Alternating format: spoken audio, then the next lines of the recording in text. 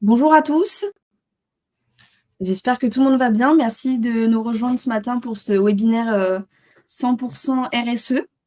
Donc aujourd'hui, je serai accompagnée de Corinne et de Lise Aurélia qui vont se présenter dans Bonjour. quelques minutes. Bonjour. Je vous propose d'attendre 2-3 petites minutes supplémentaires pour laisser le temps aux gens de se connecter, de nous rejoindre. Et en attendant, je vous partage dans le chat le contact de Corinne. Si jamais vous êtes intéressé par le déploiement d'un projet RSE auprès de vos équipes, vous pourrez prendre contact avec elle et puis également bénéficier d'une démo live avec Lise Aurélia et Corinne directement. Donc n'hésitez pas à lui envoyer un mail si jamais vous êtes intéressé et n'hésitez pas également à poser vos questions sur le chat et on prendra quelques minutes à la fin du webinaire pour y répondre. Un temps dédié.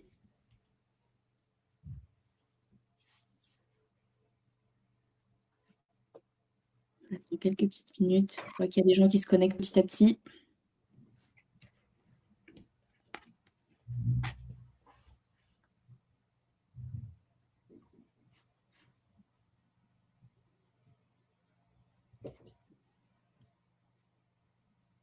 Je pense qu'on démarrera aux alentours de 11h02, 11h03.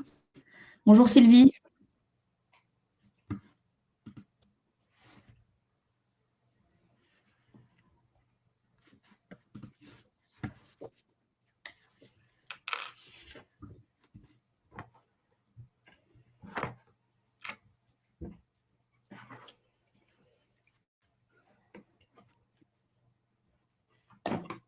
Bonjour Ophélie. Alors, si d'autres personnes ont le même problème qu'Ophélie, n'hésitez pas à nous le dire. C'est bizarre, nous on voit. Moi, je vois les caméras. Peut-être essayer de voir si c'est un problème du moteur de recherche. Si vous êtes sur Google Chrome ou pas. Visiblement, d'autres personnes nous voient. Donc, essayez de voir si c'est peut-être un problème de Google Chrome. De quitter et de revenir. Vous pouvez revenir sans problème sur le webinaire en recliquant sur le lien.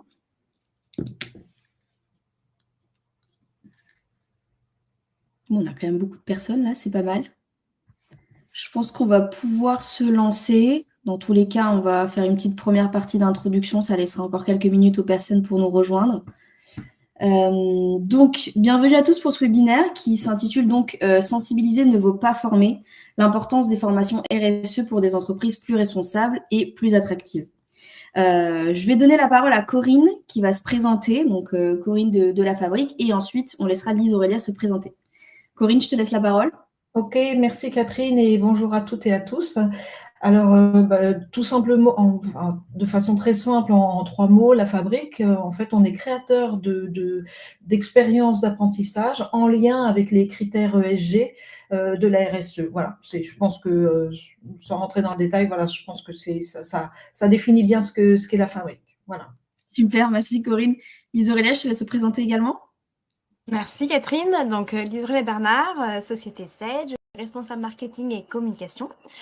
Donc, SAID, en fait, c'est un acronyme qui signifie création d'emplois durables dans le recyclage et l'environnement. Donc, nous sommes une entreprise qui est spécialisée dans la gestion des déchets tertiaires. Donc, on s'adresse et on accompagne les entités publiques et privées, telles que les entreprises, des sièges sociaux, des hôtels, des hôpitaux. Et nous avons la particularité d'être une entreprise adaptée. Et nous employons plus de 55% de personnes en situation de handicap. Tout à fait. Merci beaucoup Corinne et Lise Aurélia pour vos présentations. Il y a d'autres personnes qui nous ont rejoints, donc c'est très bien comme ça. Je vais un petit peu présenter la thématique et puis vous dire un peu plus en détail de quoi est-ce qu'on va parler concrètement aujourd'hui. Donc, le webinaire va être structuré en plusieurs parties. Dans un premier temps, on va parler donc de la formation professionnelle dans sa globalité et notamment pourquoi est-ce qu'aujourd'hui c'est un sujet à prioriser. Ensuite, on va un petit peu plus centrer sur la RSE et parler donc de l'importance d'inclure justement ces programmes dans la formation globale en elle-même.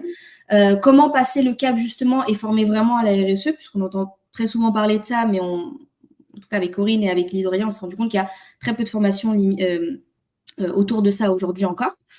On aura ensuite une petite présentation de l'outil qui accompagne Corinne et Lise Aurélia justement dans ce projet.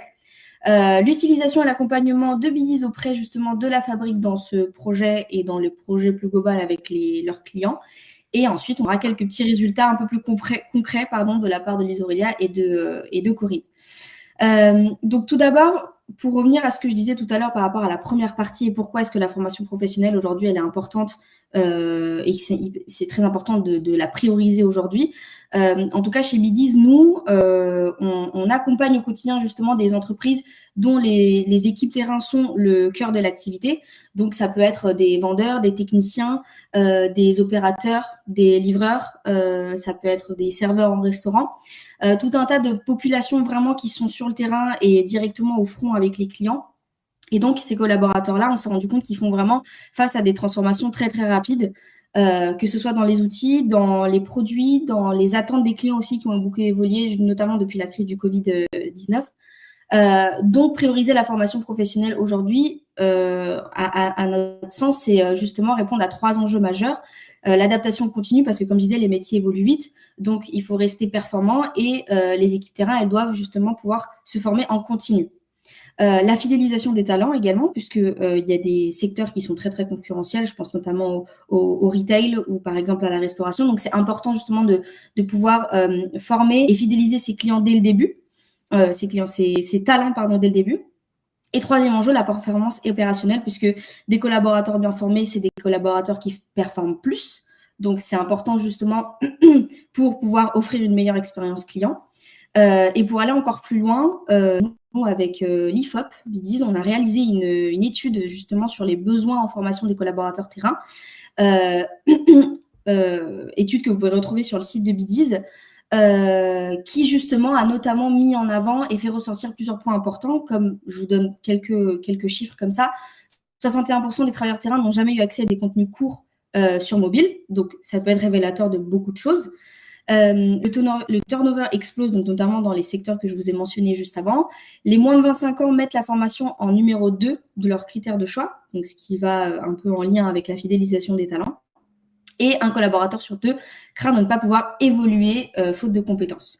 Donc aujourd'hui, on ne peut plus se contenter justement d'un catalogue figé ou de formation descendante. Il faut vraiment des formats qui soient engageants, mobiles, co-construits, ludiques, accessibles partout, même sans connexion, pour justement leur faciliter l'accès à cette formation et puis justement leur permettre et égaliser et donner la chance à tout le monde d'être formé de la même façon. Voilà, donc ça, c'était un peu plus pour ce qui est de la formation terrain et des collaborateurs terrain. On va un petit peu plus entrer en détail justement dans la RSE, avec l'importance d'inclure justement la RSE dans ces programmes de formation. Et là, je vais donner la parole donc à Corinne, si tu peux justement nous en dire un peu plus, parce que comme je disais tout à l'heure, on entend souvent parler de RSE dans les entreprises, mais concrètement, comment est-ce que toi, tu pourrais la définir aujourd'hui ? Définir la RSE, c'est un peu vaste. Donc, dans le cadre de ce webinaire, on est tous ensemble. Rappelez juste que selon la Commission européenne, en fait, la responsabilité sociétale des entreprises, dite la RSE, elle peut être définie comme la responsabilité vraiment des entreprises vis-à-vis des effets qu'elles exercent sur la société. Voilà, je pense que c'est un bon résumé d'une définition de la RSE au sens large. Ok, et en quoi est-ce que cette démarche aujourd'hui, elle dépasse les simples obligations légales ? En fait, c'est un concept qui va définir l'engagement des entreprises à intégrer les préoccupations sociales et aussi environnementales et aussi économiques dans leurs activités et aussi dans leurs interactions avec les parties prenantes. Les parties prenantes, c'est vraiment une clé de voûte au sein de la RSE. Donc, les parties prenantes, qui dit parties prenantes dit employés, fournisseurs, partenaires commerciaux, sous-traitants, voilà. Donc, la RSE, elle implique une démarche volontaire qui va bien au-delà des obligations légales, et puis elle comprend aussi des actions plutôt concrètes pour promouvoir le développement durable et répondre aux enjeux écologiques et sociaux. Et selon toi, quel regard il faut porter sur ces enjeux, en tout cas dans une logique de formation ? Alors, c'est là où ça devient intéressant. Selon moi, vraiment, il est essentiel d'adopter une lecture en termes de compétences. Ça veut dire s'entraîner vraiment à une vision systémique et prospective et éduquer au changement, en fait. C'est véritablement ça qu'il faut aller chercher, que ces changements soient au niveau individuel ou collectif, le but étant d'exercer pleinement notre, alors je dis notre, hein, on s'inclut tous, hein, notre responsabilité dans un cadre éthique. Ok, et en prenant tous ces éléments en compte, justement, comment est-ce que concrètement on peut former à ce type de posture et à ce type de responsabilité, comme tu disais? Bah, toujours, enfin, pour moi, changer, c'est être en action, c'est être en situation et vraiment pour pouvoir agir, concrètement, en fait, on doit être formé en compétences parce que ce sont ces compétences qui nous permettent ensuite d'être compétents face à des situations qui sont véritablement concrètes dans le réel. Et comme j'en parlais également tout à l'heure, quand on parle d'intégrer justement la RSE dans ces formations, on a parfois l'impression que tout le monde parle de la même chose. Est-ce que c'est le cas? Bah, en fait, pas vraiment, hein. Il est vraiment important de distinguer plusieurs niveaux d'intervention. Il y a informer, sensibiliser, former ou éduquer, et c'est pas du tout la même chose. Selon moi, informer, c'est vraiment simplement le fait de transmettre une information. Bon, bien sûr, cette information est fiable et rigoureuse, et ça, c'est nécessaire, mais vraiment, ça reste en surface. Sensibiliser, c'est déjà une autre démarche. Là, il s'agit de convaincre. Il faut faire preuve plutôt de conviction, être pédagogue, utiliser aussi l'émotion, créer du lien. Et c'est là que les outils comme les fresques, hein, quelles qu'elles soient, en fait, elles jouent bien leur rôle. Elles touchent et elles mobilisent. Ok, et former alors, qu'est-ce qui change à ce niveau-là? Bah, former et éduquer à la RSE, c'est vraiment autre chose. C'est accompagner l'ensemble des collaborateurs vers une compréhension vraiment beaucoup plus profonde des enjeux du développement durable, vers leur, et les accompagner en mise en action, en fait. C'est exercer notre responsabilité enfin, que l'ensemble des collaborateurs, je m'inclus dedans, nous puissions exercer notre responsabilité, le tout dans un cadre éthique. Et comment on forme à cette responsabilité, justement, de manière concrète? Pour y parvenir, en fait, il faut déjà permettre aux apprenants de prendre en compte la complexité des situations.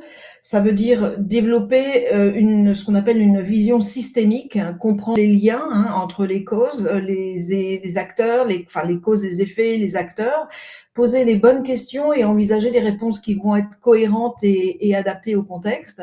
Cela va supposer aussi de bien problématiser en fait les sujets, de faire preuve aussi, selon moi, d'esprit critique, aussi de créativité et de sortir des schémas habituels et dans cette volonté de former à la RSE, on apprend vraiment à penser autrement. Ok. Alors, peut-être qu'il y a certaines personnes qui ne voient pas exactement ce que tu veux dire. Quand tu parles de compétences prospectives, justement, c'est quoi exactement? Ben, la compétence prospective, selon moi, c'est la capacité à ouvrir les questionnements au regard de plusieurs facteurs comme le temps, l'espace, l'incertitude. Et ça veut dire aussi explorer plusieurs scénarios possibles et prendre en compte aussi tout ce qui est risque, faire preuve aussi d'empathie, hein, c'est hyper important. Et puis, tout ceci permet effectivement d'imaginer des solutions qui vont qui tiennent compte de tout ça finalement et qui soient cohérents avec des enjeux de terrain réels, hein. D'accord. Donc, compétences prospectives, c'est vraiment ce qui va être dans un premier temps la réflexion. Et comment est-ce qu'on passe justement de cette réflexion à une transformation concrète?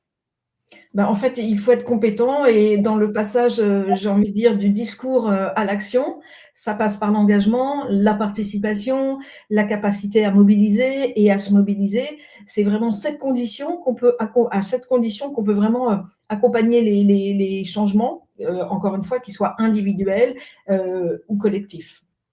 Et donc, toutes ces compétences, elles sont liées?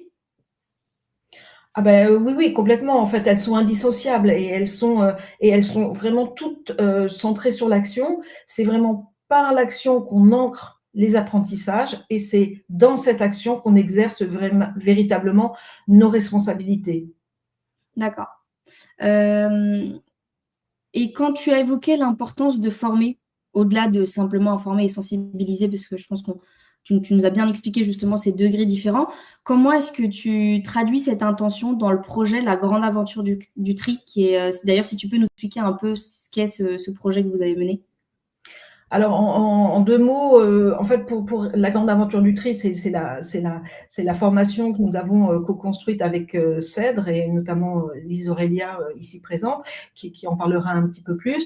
Et donc, pour répondre à ta question et pour répondre aux objectifs en fait du projet de formation La Grande Aventure du Tri, en fait, on a conçu un parcours véritablement immersif et aussi interactif qui était décliné, qui est décliné en plusieurs formats pour s'adapter aux différents profils des collaborateurs. Et c'est véritablement cette approche qui va être hybride et flexible qui nous a permis en fait d'assurer un engagement maximal tout en intégrant pleinement les valeurs de CEDRE en fait, hein, qui a des valeurs très fortes comme l'écologie, le professionnalisme, le respect et de mémoire la solidarité.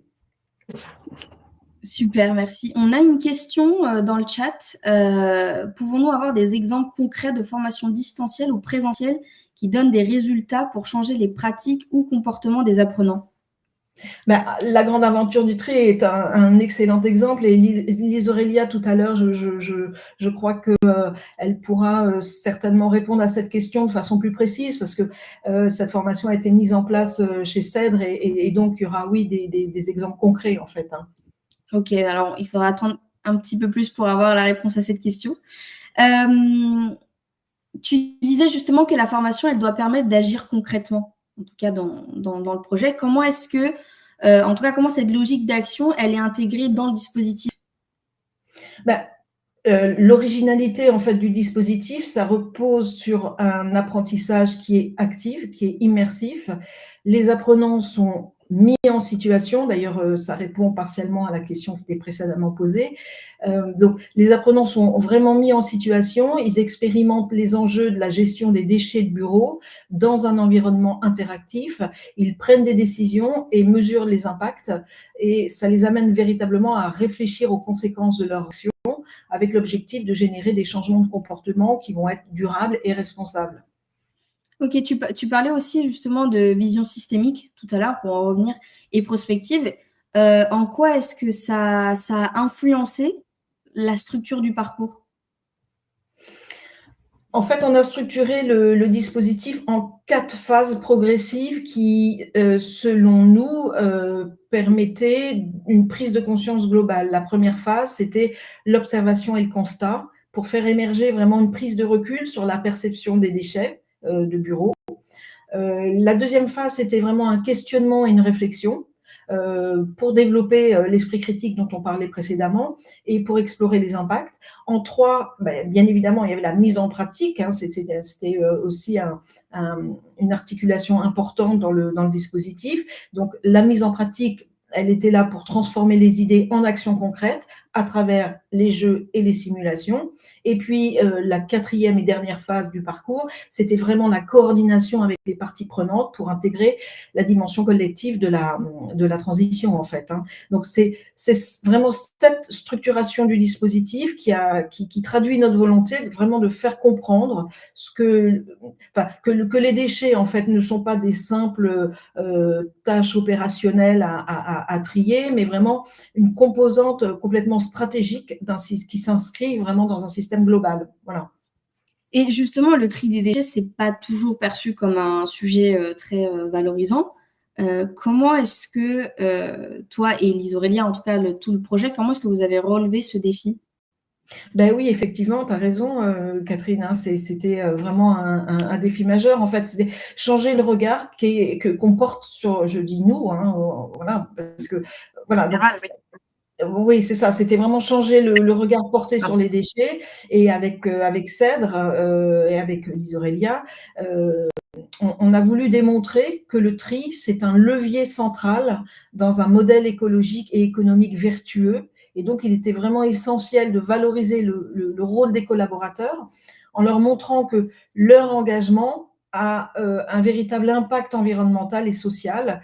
Et du coup, on ne parle plus seulement de gestes utiles, on va dire, mais vraiment d'une action stratégique. C'était vraiment le cœur de la réflexion. Ok. Pour justement répondre à la question de Yannick tout à l'heure par rapport au format, je sais que vous avez justement choisi plusieurs formats. Vous avez choisi en tout cas de proposer plusieurs formats. Pourquoi ce choix et quel a été l'impact de ces choix sur la formation?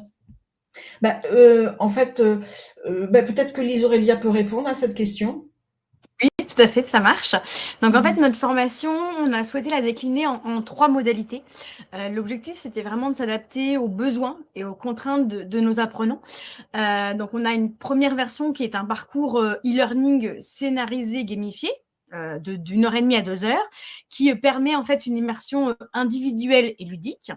On a un parcours digital, donc en fait les personnes elles sont sur leur ordinateur et il y en a un animateur en présentiel, donc on est tous dans la même salle, et ce qui permet en fait de favoriser les échanges et de faire des modes battle, challenge, etc.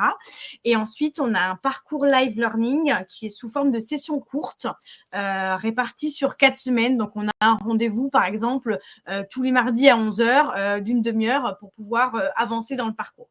Et cela nous permet en fait de proposer une expérience en fait fluide, inclusive et centrée sur l'apprenant, qui permet de s'adapter en fait au rythme de choix de l'apprentissage, tout en s'assurant en fait une réelle appropriation des compétences.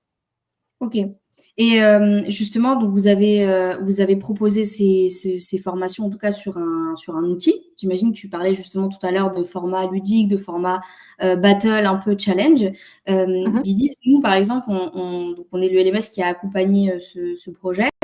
Comme je disais tout à l'heure, on est vraiment spécialisé donc pour les équipes terrain et dans la montée en compétences des travailleurs au front. Et justement, en fait, notre particularité, c'est qu'on propose des formats qui s'adaptent vraiment à cette réalité terrain, à cette réalité au quotidien des travailleurs sur le terrain. Et ils apprennent donc plus facilement, plus vite, mais surtout mieux. Parce que c'est quand même le but finalement d'apprendre rapidement, mais efficacement. Et donc, notre LMS, il peut complètement répondre à des besoins bien spécifiques comme celui de la fabrique, en tout cas dans une thématique bien spécifique comme la RSE, mais aussi bien à des thématiques plus globales, juste la formation des populations terrain ou même la formation de tous les collaborateurs d'une entreprise. Et on s'adapte et on s'intègre assez facilement à tout type d'environnement et de cas d'usage, comme je disais. Mais surtout, on accompagne vraiment nos clients de A à Z dans tout le développement du projet. Donc, justement, pour un peu compléter cette partie outils, pour que les gens peut-être puissent avoir une vision un peu plus globale et qu'ils puissent comprendre un peu les questions qu'on se pose dans le choix de l'outil, parce que c'est quand même très important, j'imagine.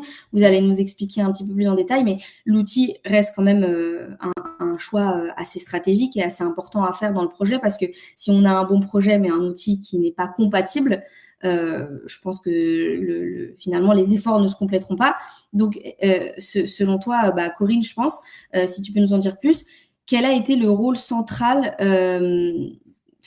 on reviendra après sur l'outil, mais quel a été le rôle central du formateur ou de l'ingénieur pédagogique dans ce projet? C'est une vaste question, mais ce qu'on peut dire, c'est que en tant que formateur ou ingénieur pédagogique, voilà, selon moi toujours, hein, notre rôle, c'est vraiment de créer des situations de formation qui vont permettre aux apprenants de monter en compétences. Et pour ça, vraiment, tu le disais, et j'insiste un peu lourdement dessus, mais en fait, tu as raison, selon moi, le choix de l'outil est vraiment central. Au-delà des savoirs techniques, ce qu'on vise, c'est aussi le développement des métacompétences, c'est-à-dire la capacité à s'adapter, à raisonner, à prendre des décisions, à apprendre à apprendre. Et en fait, ça suppose de placer les apprenants dans des situations actives, pas juste de leur transmettre du contenu. Donc, l'outil est essentiel et il faut qu'il réponde à tous ces critères que je viens de citer, en fait. Et selon toi, justement, quelles sont les questions à se poser dans le choix de l'outil? Avant de se lancer, il faut se poser quelques questions simples, mais essentielles. C'est ce qu'on disait. Est-ce que cet outil va permettre de mettre l'apprenant en situation? Est-ce que cet outil va lui donner la possibilité de prendre des décisions?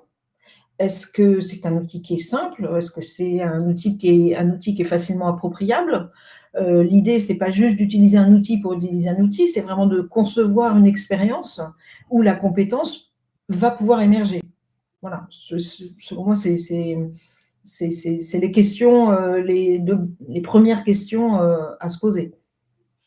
Et donc, comme on le disait tout à l'heure, en tout cas pour le lancement de ce projet, donc vous avez décidé de partir avec la plateforme Midiz. Est-ce que tu peux peut-être expliquer quel a été l'apport dans cette réflexion pédagogique? En fait, Bidiz est intervenu à des moments vraiment clés avec, selon moi, beaucoup de pertinence, en fait. Par exemple, on avait une vraie envie de créer un parcours immersif, mais aussi, qui comportait un fil narratif solide. Et on se posait la question, en fait, est-ce que c'était techniquement faisable? Jusqu'où on pouvait aller en termes d'immersion? Et est-ce que c'était compatible avec votre solution, par exemple? Et qu'est-ce que justement ça a apporté au projet concrètement? En fait, vous avez été là, vous nous avez aidé à clarifier ce qu'on pouvait faire, comment on pouvait structurer le parcours avec ce fil narratif, quels formats seraient les plus pertinents à utiliser pour garder justement cette immersion cohérente, sans perdre aussi l'intention pédagogique. Et une fois qu'on a été convaincu que c'était jouable, avec Bidiz, en fait, on s'est lancé. Et ça a apporté ses fruits, j'imagine? Oui, complètement. La meilleure preuve, c'est que le parcours La Grande Aventure du Tri a été primé au e-Learning Award en mars dernier, lors du salon Innovative Learning. Donc oui, on peut dire que la collaboration a été vraiment fructueuse. C'est La Grande Aventure du Tri, c'est un triptyque gagnant, en fait, entre l'expertise métier de Cèdre, notre expertise pédagogique, la Fabrique, et puis l'expertise technologique de Bidiz, en fait. Super. Félicitations déjà pour le rôle que vous avez pour le projet. Je sais que vous avez également lancé un autre projet, donc le programme Plan Compagnon Bâtisseur, avec des objectifs sociaux et environnementaux ambitieux. En quoi est-ce que la formation de La Grande Aventure du Tri, elle s'inscrit dans cette dynamique? En fait, pour répondre à cette question, le plan Compagnon Bâtisseur, c'est vraiment une création pure Cèdre. Donc, je vais laisser donner la parole à Lise Aurélia pour cette partie-là. Ça marche, merci. Donc en fait, effectivement, chez Cèdre, en tant qu'entreprise adaptée, on a deux missions principales. Donc la première qui est des engagements, on va dire, environnementaux, avec la gestion écologique des déchets, et aussi, bien entendu, des engagements sociaux, donc qui est favoriser l'emploi des personnes en situation de handicap. Mais nous souhaitions aller au-delà de ces deux engagements. Nous avions vraiment souhaité mettre en place un programme qui s'appelle, qu'on a intitulé Plan Compagnon Bâtisseur, et qui avait en fait pour but de renforcer les compétences, la polyvalence, l'autonomie, l'employabilité de nos collaborateurs, et en plus particulièrement en fait ceux qui sont en situation de handicap. En 2024-2025, on a fixé deux axes prioritaires qui sont donc lutter contre l'électronisme et déployer ce qu'on a appelé les savoirs verts, qui sont en fait des connaissances et des compétences environnementales. Cette formation, en fait, La Grande Aventure du Tri, a donc pour but de répondre à ces deux objectifs majeurs. Ok, est-ce que tu peux peut-être nous définir un petit peu plus l'électronisme pour ceux qui ne savent pas de... C'est le fait, en fait, de ne pas être habitué à tout ce qui est ordinateur, tout ce qui est, en fait, informatique. Voilà, c'est ça. Donc, en fait, on a beaucoup de collaborateurs qui sont pas à l'aise avec les ordinateurs, les tablettes. Et donc, au fur et à mesure, on les aide à s'approprier ces différents outils. Donc, notamment pour les applications, pour pouvoir faire leur métier, mais aussi de manière un peu différente. Donc, là, avec la formation, on a la possibilité, du coup, d'avoir une plateforme qui est ludique, intuitive. Et donc, du coup, on les aide à s'approprier aussi ce genre d'outils par ce biais-là, par le jeu ou par la formation. Ok, c'est super et c'est une très belle démarche parce qu'effectivement, on se rend compte qu'il y a beaucoup de personnes quand même aujourd'hui qui ne sont pas assez, en tout cas, je trouve, ça va un peu avec le problème où je disais qu'ils ne sont pas forcément inclus dans la formation. Donc forcément, ils sont un peu laissés de côté, je trouve, et c'est dommage parce que c'est les personnes qui sont au front, en fait. Finalement, c'est les personnes qui sont au cœur même du métier. Donc, c'est vrai que je trouve que c'est une belle démarche, en tout cas, de les sensibiliser à ce genre d'outils, etc. Et puis de leur faciliter, en fait, l'accès pour qu'ils aient la même chance que tout le monde, quoi. Donc, c'est super. Et pour en revenir au projet, d'où elle est partie l'idée, justement, de former ces personnes-là? Je sais que, par exemple, il y avait des chauffeurs collecteurs sur les enjeux de tri. D'où est Oui, c'est partie ça, l'idée de cette effectivement. Pardon. Effectivement, l'idée de former nos collaborateurs sur les enjeux du tri, du recyclage, etc., elle est venue clairement de nos collaborateurs, notamment nos chauffeurs collecteurs, comme tu le dis, sont venus vers nous et nous ont exprimé un besoin très concret. Il manquait en fait d'informations sur le tri, la transformation des déchets. Ils ne savaient pas forcément comment répondre à nos clients, parce qu'en fait, ce sont eux qui sont en première ligne avec nos clients, et ils ne se sentaient pas toujours vraiment légitimes, à l'aise pour répondre aux questions, notamment en raison de leur handicap. Ils manquaient de confiance en eux et ça crée en fait une forme de malaise. Ils n'étaient pas forcément à l'aise lorsqu'on leur posait ce genre de questions. Ok, et justement, tu évoques un manque de confiance de certains de ces collaborateurs, notamment ceux qui sont en situation de handicap. Comment est-ce que vous avez cherché à lever ces freins? On a compris qu'il fallait leur donner les clés pour se sentir à l'aise, valorisés, compétents. Et pour ça, c'est comme ça qu'en fait est venue l'idée des savoirs-verts. Et dans une première étape, on a créé des jeux éducatifs. On a fait des mises en situation qui ont permis en fait de sensibiliser et de créer un climat bienveillant, de restaurer la confiance et déjà de leur permettre de leur donner un petit peu un premier vernis, des premières billes pour pouvoir répondre à nos clients. Ok, donc vous avez fait une première phase de sensibilisation. C'est ça, exactement, oui. Et pourquoi est-ce que vous avez justement décidé d'aller au-delà de la sensibilisation? Si l'objectif était de les faire de nos chauffeurs en fait de véritables ambassadeurs, en fait on s'est rendu compte que la sensibilisation ne suffisait pas. Il fallait qu'ils puissent vraiment ancrer durablement leurs connaissances, y compris sur des aspects plus pointus comme les aspects réglementaires par exemple, pour leur permettre vraiment de pouvoir répondre avec assurance et précision, d'où la nécessité de mettre en place une formation plus approfondie. Et j'imagine que vous avez eu une diversité de profils différents, puisqu'ils sont en situation de handicap, mais j'imagine des handicaps différents, donc avec des contraintes différentes. Comment est-ce que vous avez conçu une formation accessible et qui s'adaptait justement à ces différents profils et à ces différentes contraintes? Alors effectivement, des profils vraiment très variés avec des collaborateurs qui présentaient des handicaps un peu spécifiques, différents. Par exemple, des difficultés de concentration ou encore de troubles musculo-squelettiques qui faisaient qu'on ne pouvait pas, de toute façon, proposer une formation statique classique sur plusieurs jours. C'était vraiment pas adapté à nos collaborateurs. Et donc, c'est pour ça que nous avons opté pour un format plus dynamique, adaptable, sous forme de capsules courtes et capable de maintenir en fait l'attention et de s'ajuster aux besoins de chacun. Ok, super. Vous avez également évoqué tout à l'heure avec Corinne et toi-même, Lise Aurélia, l'importance justement d'ancrer ces actions dans une véritable démarche RSE. Mais concrètement, comment est-ce que ça se traduit dans la conception du projet? Alors, on a construit ce projet en respectant les trois piliers de notre responsabilité sociétale. Donc, premièrement, le pilier économique. On a choisi de collaborer avec un partenaire local, donc la fabrique, ce qui nous permet en fait de soutenir l'écosystème de notre territoire et vraiment de renforcer notre ancrage local qui nous tient à cœur. Ensuite, d'un point de vue social, pilier social, on a mis vraiment tout en œuvre pour, comme je l'expliquais un peu tout à l'heure, pour garantir l'accessibilité du projet. Donc concrètement, comment ça se passe? On a pour les vidéos, on a mis en place des sous-titrages, des voix off.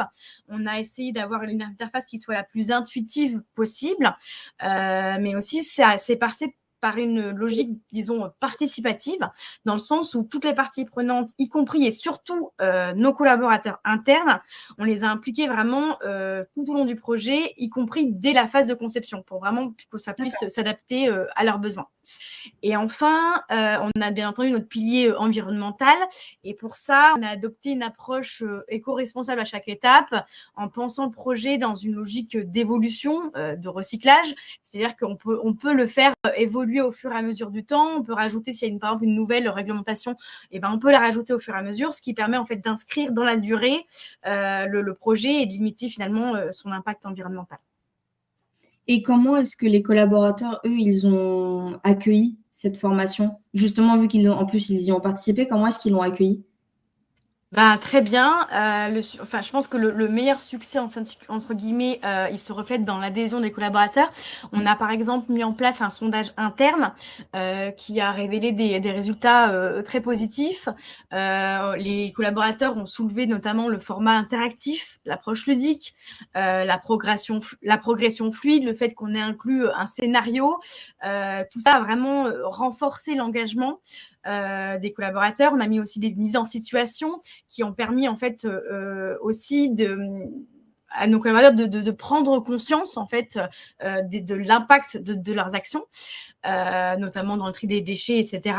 Et on a senti vraiment un vrai enthousiasme, y compris finalement chez ceux qui au départ se sentaient moins concernés. J'ai par exemple un exemple un peu concret où l'autre jour j'ai un de mes collaborateurs qui est venu me voir et il m'a dit franchement merci, grâce à toi maintenant quand je fais un dîner avec mes collègues et avec des copains, je suis en mesure de répondre vraiment concrètement à ce que devient les déchets, l'impact. Avant j'étais désarmée, quoi. Donc c'est vraiment ce genre de petites choses qui fait que ça a servi. Et on se rend compte qu'il y a même un impact en fait externe, enfin au-delà du professionnel, Oui, quoi, finalement. c'est ça, tout à fait. Et côté client, puisque tout à l'heure justement tu nous expliquais qu'il y en a certains qui se sentaient pas légitimes devant les clients d'expliquer ce genre de choses, est-ce que côté client il y a eu un impact? Est-ce que ils se sont rendus compte qu'il y avait eu un vrai changement? Alors, en fait, effectivement, nos clients sont finalement eux aussi confrontés à l'enjeu de sensibiliser et former leur équipe de tri des déchets. Et face à ce besoin partagé qu'ils nous ont communiqué, on leur a parlé de cette formation qu'on avait initialement développée en interne, et on a créé un petit club VIP auprès de nos clients un peu privilégiés. On leur a fait une démonstration, on leur a fait faire la formation, et parce qu'ils avaient vraiment manifesté l'envie de la découvrir. Et en fait, on s'est rendu compte que ça répondait effectivement totalement aussi chez eux, ça répondait vraiment à des besoins. Et d'ailleurs, on a par exemple développé cette solution auprès d'un autre client, GRDF, qui a déployé la formation en interne. Waouh, super. Donc on voit que vraiment ça va vraiment au-delà même de l'interne. Ça peut se développer C'est ça, même. tout à fait, ouais. Et puis du coup c'est déclinable et ça s'adapte en fait finalement à tous. On se rend compte que Oui, c'est une... Ok. Tout à l'heure, Corinne nous disait justement que le projet a été récompensé, c'est ça? Si tu peux en dire un peu plus. Alors oui, effectivement, la démarche elle a été saluée par le prix L'Oréal Digital Learning, catégorie formation au service de la RSE. Donc c'est vraiment une belle récompense qui vient finalement confirmer l'impact et la pertinence de l'approche pédagogique. Et finalement, en fait, on se rend compte qu'on est vraiment fiers d'avoir su conjuguer engagement social, innovation pédagogique et impact environnemental de manière cohérente. Et puis, on souhaite vraiment maintenant poursuivre le déploiement du parcours, donc à la fois toujours en interne pour nos collaborateurs. Ça fait partie maintenant de notre programme de onboarding. Chaque de nos collaborateurs peut faire cette formation. Et aussi en externe auprès de nos clients, mais on souhaite vraiment aller plus loin et on souhaite désormais l'ouvrir, ce dispositif, vraiment à l'ensemble des entreprises et institutions, y compris les non-clients, entre guillemets, parce qu'en fait, on se rend compte que les enjeux, ils sont partagés, vraiment partagés, que la demande est vraiment réelle. Et est-ce que vous avez pour projet de faire un certificat, par exemple? Alors, en fait, à l'issue de la formation, on délivre un petit peu une sorte de diplôme, mais ça n'a pas vraiment une réelle valeur. On réfléchit effectivement à la création d'une certification CEDRE qui viendrait vraiment attester du bon suivi de la formation et des compétences acquises. Et ce serait vraiment un moyen finalement de valoriser l'engagement des collaborateurs formés, de renforcer l'impact de notre démarche RSE. Et donc effectivement, on y réfléchit. Ok, super. Merci beaucoup, Lise Aurélia. Merci beaucoup, Corinne, pour toutes ces infos. Je ne sais pas si vous voulez rajouter quelque chose. Je vous propose qu'on prenne les quelques questions qu'on a eues. Alors, première question de Charlotte. Comment est-ce que vous faites l'évaluation des compétences? Comment est-ce que vous arrivez à évaluer justement que les compétences sont acquises? Les compétences, elles ont été définies avec CEDRE. Hein, c'est là où la co-construction est intéressante avec l'expert métier. Et puis ensuite, dans l'outil BIDIS, il y a une possibilité de gérer les compétences. Donc voilà, on s'est appuyé encore une fois sur l'outil qui répondait parfaitement aux besoins. Voilà, donc par rapport à des capsules et puis avec comment dire des taux de complétion, des résultats qui valident ou invalident la compétence suivant un pourcentage défini en amont. Voilà, enfin, c'est difficile aujourd'hui lors d'un webinaire de rentrer vraiment dans le détail de l'ingénierie pédagogique. J'ai vu quelqu'un tout à l'heure qui parlait de jargon, alors je sais. Bon, l'ingénierie pédagogique, pour ceux qui ne sauraient pas, c'est le fait de réfléchir à la façon dont on va orchestrer en fait la connaissance de façon à ce qu'elle puisse être la plus durable possible pour les apprenants. Voilà. Il y a d'autres personnes Pardon, si je peux peut-être juste te donner un petit complément un peu concret. En fait, pour chacune des connaissances, que ce soit la réglementation, que ce soit l'impact sur le climat, on a à chaque fois des informations qui soient des vidéos ou écrites, etc. Et ensuite, on a tout plein d'applications, de jeux concrets sous différentes formes, QCM, enfin questions choix multiples, questions choix uniques. On a plein de petits jeux déposés, glissés, etc. qui permettent ensuite de vérifier que les compétences qui ont été données plus tôt ont été acquises. Oui, et puis il y a aussi la façon dont toutes ces fonctionnalités sont en fait sont poussées à l'apprenant. Je pense qu'il y a ce qui est intéressant, c'est de savoir, voilà, un sondage, est-ce qu'on le fait avant la capsule, pendant, après? Je pense que ça ne donne pas les mêmes résultats. Et l'intérêt, en fait, pour celui qui va exploiter derrière les data, hein, c'est de se dire qu'avec, par exemple, les sondages qui sont faits avant ou après, ben voilà, on peut avoir une évolution et en fait, la personne qui est en charge en fait, de faire changer les bonnes pratiques ou de les ancrer durablement a un terrain de jeu en fait, pour faire des correctifs, pour inventer des nouvelles choses derrière. Voilà, en fait, la formation, c'est un pan, hein, c'est pas une formation et voilà, c'est quelque chose qui est aussi dans le temps, qu'il faut animer par d'autres choses derrière, selon moi. Ouais. Et justement, pour rester dans ce sujet-là, on a une question justement qui demandait comment est-ce que vous avez composé vos capsules et l'évaluation est sous forme, on demande si l'évaluation elle est sous forme de quiz à la fin des capsules. Alors, oui ou non, on a estimé que certaines capsules n'avaient pas besoin de quiz et puis d'autres, oui, d'autres du sondage, de l'évaluation. Voilà, donc du quiz, oui, c'est vraiment le premier niveau de l'évaluation, mais on parle d'évaluation à chaud et c'est ce qu'on essaie de pousser aussi dans le temps, c'est l'évaluation du troisième niveau, donc à froid, et puis aussi derrière, avec les personnes qui ont déployé la formation auprès de leurs équipes, c'est quelles sont les retombées identifiées. Et là, avec le partenaire CEDRE, en fait, c'est au niveau en tout cas, en ce qui concerne la formation du tri des déchets de bureau, en fait, c'est les chiffres, hein, c'est le tonnage. On ne va pas rentrer dans Lise Aurélia, enfin, je parle sous le contrôle de Lise Aurélia, mais finalement, si je trie, si je génère 100 de tri des déchets de bureau, qu'il y a la formation et qu'il y a des actions qui sont menées, des actions correctives, parce qu'on a vu que dans les auto-évaluations, il y avait des idées aussi qui étaient poussées par les apprenants et que tout ça fait que à la fin, je n'ai plus 100, mais j'ai 50. On peut dire que voilà, l'évaluation, le but est atteint en fait. Hein. Ok, on a une autre question qui parle un peu plus donc du déploiement du projet et de ce qui s'est passé après. Si vous pouvez nous en parler un petit peu plus, c'est les erreurs rencontrées, les diagnostics, en tout cas les choses que vous avez remarquées qu'il fallait corriger justement en créant ce parcours. Est-ce qu'il y a des choses que vous avez relevées qui sont à modifier, à ajuster, à faire évoluer? Et est-ce qu'il y a des erreurs que vous avez rencontrées que vous pourriez partager aujourd'hui pour peut-être éviter à d'autres personnes de faire les mêmes erreurs?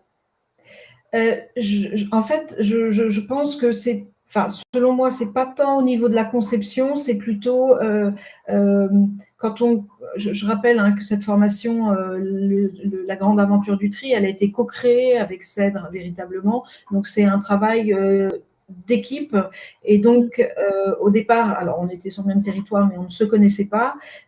Et si c'était à refaire, je pense que apprendre à se connaître avant, plus, et avec justement nous en faisant des jeux, ou vous voyez, enfin voilà, pour que le cahier des charges soit encore plus précis, pour gagner du temps et pour éviter les incompréhensions. C'est plus dans la collaboration, je pense. C'est pas au niveau euh, comment dire, du parcours. Vous vous êtes rencontrés, là, après la collaboration, le projet en tout cas a déroulé tout seul. Donc c'est plus au niveau de on va dire vraiment les prémices. C'est dans la collaboration quoi que tu. Oui, c'est ça, c'est ça. Ce qui est bien, ce qui est à privilégier, c'est vraiment les allers-retours dès le départ. Lise Aurélia en parlait avec les collaborateurs. Voilà, ça permet d'être sûr qu'on est dans la bonne direction et pas s'en rendre compte trop tard. C'est vraiment faire des tests dès qu'on a une première capsule, la tester, voir et au fur et à mesure. Sinon, effectivement, il y a un risque qu'on avance trop et qu'il faille faire marche arrière, quoi. On a une autre question, peut-être la dernière question. Est-ce qu'on peut avoir un exemple concret du parcours ou une partie du parcours, peut-être sans trop rentrer dans les détails, et des outils, alors je pense peut-être les fonctionnalités spécifiques utilisées sur Bidiz. En fait, on a tout utilisé. Je ne sais pas si c'est Estelle, je ne sais pas si Estelle connaît la solution Bidiz. C'est une solution, bon, je ne suis pas là pour plébisciter Bidiz, mais la réalité est là. En fait, c'est un outil ultra complet, ultra solide, et avec tant dans la conception. C'est-à-dire qu'en fait, vous avez, c'est comme si vous aviez à disposition plein de fonctionnalités, et que vous les tirez suivant ce que vous avez envie de déclencher chez l'apprenant. Est-ce que c'est, on en parlait, les compétences prospectives, ou vous voyez, enfin voilà, donc vous tirez comme ça les ficelles, vous construisez votre parcours avec un maximum de fonctionnalités. Et puis il y a aussi, et il faut bien le dire, c'est quand même hyper différenciant et sympa chez Bidiz, c'est aussi tout ce qui est social learning en fait. C'est-à-dire que derrière, ça nous a permis véritablement, au-delà de la conception pédagogique pure, c'est de construire après des formats, parce que dans le social learning, vous pouvez ouvrir comment dire, pas des chats, mais Catherine, si tu peux m'aider, des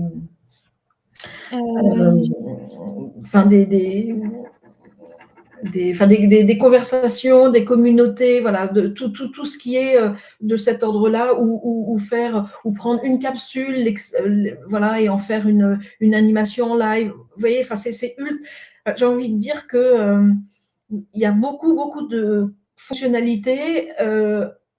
À vous de les orchestrer au mieux, suivant ce que vous avez envie de faire, que ça soit du plein à distance, de l'hybride, du figital. Voilà, je ne sais pas si je réponds. Oui, c'est ça. Voilà. Jannick, c'est super. Ok, je lis ce que voilà, Jannick qui dit qu'elle utilise Bidiz. Justement, pour compléter un petit peu ce que tu disais, Corinne, par rapport aux fonctionnalités, justement, nous, on propose beaucoup de fonctionnalités, mais qui vont s'adapter par rapport aux formations que vous proposez déjà. En fait, on va avoir des fonctionnalités qui vont être vraiment purement digitales, si l'objectif est de vraiment digitaliser complètement la formation, mais on a aussi tout un volet de fonctionnalités qui permettent en fait, de faire ce qu'on appelle le blended learning, donc de lier un peu ce qui va être physique et ce qui va être digitalisé. On a des fonctionnalités comme par exemple le live qui permet, je crois qu'on en a parlé tout à l'heure, d'avoir les personnes donc en physique, mais d'avoir une capsule qui tourne pendant la formation. On a également des fonctionnalités de QR code pour que les personnes puissent accéder plus rapidement aux formations, mais donc le QR code en physique, par exemple, on a un client qui fait ça, c'est que en réserve de magasin, ils mettent des QR codes sur des process à faire, etc. Donc, on a vraiment des fonctionnalités en fait qui permettent aussi bien de répondre à une demande 100% digitale, mais des fonctionnalités qui permettent également de s'adapter et de lier un peu le côté un peu plus humain de la formation en faisant des formations physiques avec des fonctionnalités digitales et qui permettent en fait plus facilement soit d'accéder au contenu même si on est dans une salle de formation, mais également de pouvoir plus facilement après mesurer l'impact, mesurer les réponses, l'évolution, etc.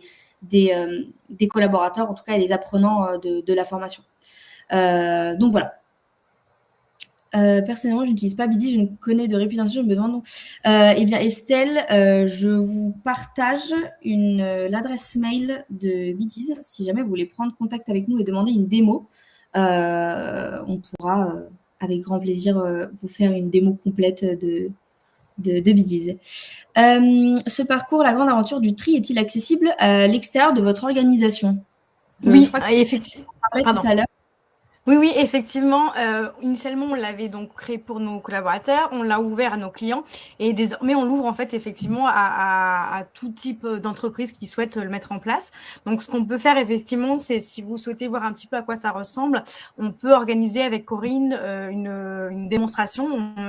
Voilà, il y a le contact effectivement. Je crois que Catherine a mis tout en haut de la conversation le mail de Corinne. Donc, vous pouvez lui envoyer un mail et puis on organise une démonstration. Comme ça, vous pourrez voir vraiment concrètement à quoi ça ressemble, les différentes capsules qu'il y a, et puis on pourra vous faire une partie du parcours. Super. Merci beaucoup. J'ai repartagé effectivement l'adresse mail de Corinne. Si jamais vous êtes intéressé pour que Lise Aurélia et Corinne vous fassent une démo complète, ça sera peut-être plus simple de vous projeter et de vraiment voir toute l'étendue du projet. Donc, je vous laisse prendre contact avec elle. Je vous ai également partagé l'adresse de Bidi si jamais vous souhaitez avoir plus d'informations et prendre contact directement avec nous pour une démo. Si vous avez d'autres questions, n'hésitez pas à nous les poser. On a encore quelques petites minutes devant nous pour y répondre. Et puis voilà, et si Corinne et Lise Aurélia, vous avez un petit dernier mot à partager aux participants.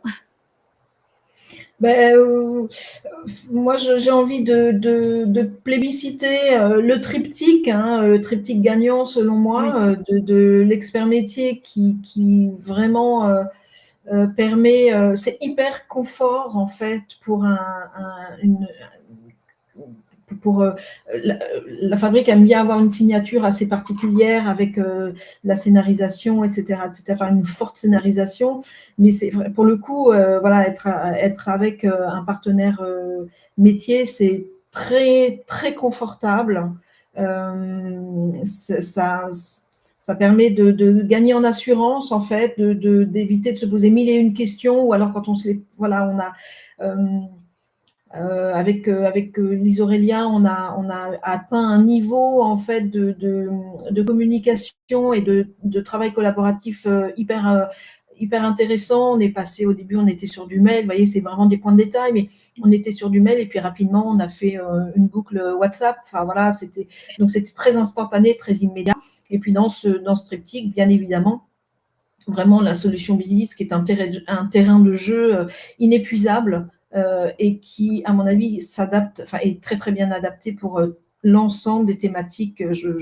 Quelqu'un demandait tout à l'heure une cartographie des formations RSE, elles sont multiples, il y en a beaucoup sur tout ce qui est gouvernance, tout ce qui est écologie, économie, sociale, voilà. Donc, Bidis, une vraie solution de fond et sur le long terme qui permet vraiment d'ancrer durablement selon moi, les pratiques des collaborateurs.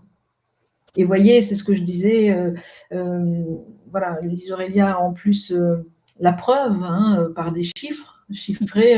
Peut-être qu'on peut finir là-dessus. Lise Aurélia, parler de ce que vous mettez en place chez les clients aussi, peut-être, pour justement mesurer ça.